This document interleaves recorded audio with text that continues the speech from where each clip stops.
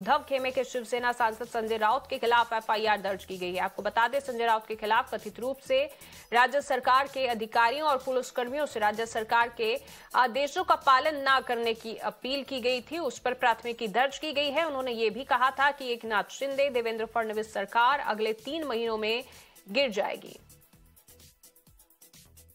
ज्यादा जानकारी के लिए अंकित, मेरे सहयोगी, इस वक्त फोन लाइन पर जुड़ चुके हैं। अंकित, तो संजय राउत ने एक बयान दिया। उन्होंने कहा कि ये जो मौजूदा सरकार है वो लीगल है और उनके आदेशों का पालन ना किया जाए और अब एफआईआर दर्ज की गई है। क्या कुछ कहा गया है इस एफआईआर में?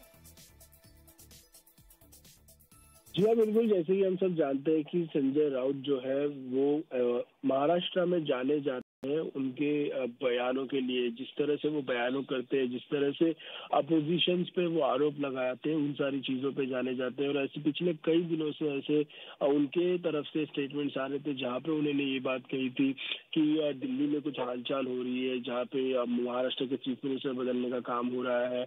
अब महाराष्ट्र के चीफ मिनिस्टर की बातें ना सुनी जाए। और उसके बाद अब हम सब जानते हैं कि जिस तरह से सुप्रीम कोर्ट से जब सारी चीजें पता चली, डिस्क्वालिफिकेशन पे बात हुई और सुप्रीम कोर्ट का एक जजमेंट आया, उसके बाद उन्होंने क्लियरली ये कहना शुरू कर दिया कि ये गवर्नमेंट ही अनकॉन्स्टिट्यूशनल है। उसके बाद इसकी वजह से इनका जो सीएम है वही अनकॉन्स्टिट्यूशनल है, इसलिए ना ही इनकी कोई बात सुनी जाए, ना ही इनकी कोई ऑर्डर फॉलो की जाए। इस सिलसिले में जो केस है वो मुंबई के नाका पुलिस स्टेशन में आईपीसी अंडर सेक्शन 505(1) के तहत दर्ज हुआ है, जहां पे उन्होंने clearly creating a disorder between the police and the public by his statement, इस वजह से ये 505 का इनके ऊपर दर्ज हुआ है एफआईआर। लेकिन इसके पहले भी देखा गया है कि एफआईआर संजय राउत एनआईटी पे बहुत सारे दर्ज हुए, लेकिन कोई एक्शन लिया नहीं गया। जैसे कि वो एंटिसिपेटरी बेल ले लेते हैं, कोई अरेस्ट अभी तक होती नहीं।